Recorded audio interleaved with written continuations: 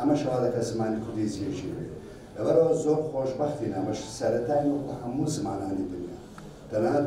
بەدەیان زمان هەیە لە ئەوروپا ئێستا هەر بەقەدەر ئێمە مەسەڵەن سوودیان لەوە بەرگرت و داتایان هەیە ئەگەر زمانی ئینگلیزی و سینی لێ بینە دەرێت تەوان زۆر جارە قسە دێتە پێشەوە کە دەگوترێ مەسەڵەن ئایا ئێمە هەموو ڕۆژێک نابێت ڕۆژی زمانی کوردی لە ڕاستی هەموو ڕۆژێ ڕۆژی زمانی کوردیە تەنها بۆتە نەریتێک لە دنیادا لە ڕۆژێکی تایبەتدا تەواوی هەوڵ و کۆششەکان ئەخرێنەوە سەر یەک وەکووە بیرهێنانەوەیەک وەکو پێداگرتنەوەیەکی زیاتر وە سەرنجڕکردنەوەیەکی زیاتر لەسەر ئەوەی کە زمانی دایک یا هەر بابەتێکی دیکە کە لە دنیادا هەیە سەرنجێکی زیاتری لەسەر چڕ بکرێتەوە هەوڵەکان بخرێنەوە و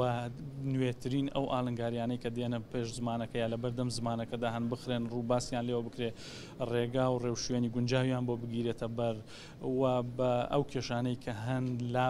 هەوڵ بدرێت چارەسەر بکرێن پێناسە بکرێن ئەو کێشانەوەمان ئەوەی کە پێوەستە بە زمانی کوردیش بێگومان ئەگەر ئێمە دابنێن ڕۆژی زمانی کوردی لە ڕاستیە هەموو ڕۆژێکمان هەموو چرکەساتێکمان چرکەساتی زمانی کوردیە لە سیاسەتمەدارێکەوە کە قسە بە زمانی کوردی دەکات دەبێت ڕۆژ لەلای ئەو بەردەوام ڕۆژی زمانی کوردی بێت دەروونناسێک بە هەمان شێوە مامۆستایەکی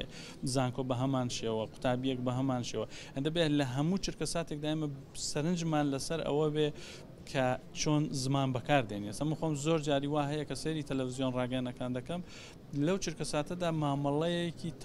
تەواو پێوەست بە زمانی کوردیان لەگەڵاکەم یان چۆن زمانی کوردی بەکارهێنن ئەنی هەموو چرکەس بزانم ئایا تا چەندە دەتوانێت ئەو کەسە بە شێوازێکی ڕۆکوپێک مەبەستەکانی فکرەکانی تێگەیشتنەکانی سەبارەت بە دنیا سەنێرەت بە هەموو بابەتە جیاوازەکان بگوازێتەوە بۆم بۆیە ئێمە نابێ ئەم دیاریکردنی ڕۆژە یا لەو ڕۆژەدا کاتێک کە سەرنجمان چڕ دەکەینەوە لەسەر زمانی کوردی تەنها بەو ڕۆژەوە